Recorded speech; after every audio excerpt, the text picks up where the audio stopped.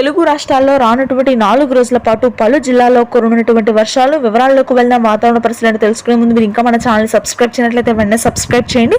వివరాల్లో గనుక వెళ్ళినట్లయితే అండమాన్లో ఏర్పడిన ఉపరితల ఆవర్తన ద్రోణి ప్రభావంతో రానున్నటువంటి 3 రోజుల పాటు దక్షిణ తెలంగాణ మధ్య తెలంగాణలో భారీ వర్షపాతం నమోదు కానుంది.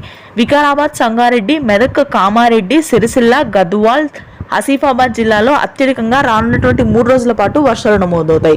ప్రస్తుతానికి దక్షిణ తెలంగాణలో నమోదవుతున్నటువంటి వర్షాలు మరింతగా పెరిగే అవకాశం ఉంది.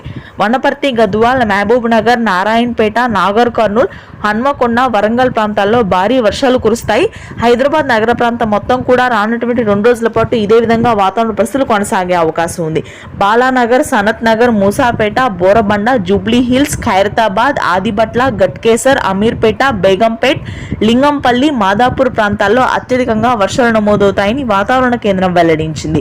మధ్యాంధ్ర, ఉత్తరాంధ్ర జిల్లాల్లో కూడా ఈ రోజు వర్షాలు పెరుగుతాయి. శ్రీకాకుళం, విజయనగరం, విశాఖపట్నం ప్రాంతాలు, ఏజెన్సీ ప్రాంతాలు, అటవీ ప్రాంతాల్లో భారీ వర్షాలు నమోదవుతాయి. మధ్యాంధ్ర జిల్లాలో పొడి వాతావరణం ఉంటుంది. మళ్ళీ నెల్లూరు, రాయలసీమ వ్యాప్తంగా భారీ వర్షాలు కురుస్తాయి. అత్యధికంగా మే 20 వరకు కూడా ఇదే విధంగా వాతావరణ పరిస్థితులు ఉంటాయి. Thanks for watching this video. Please do subscribe.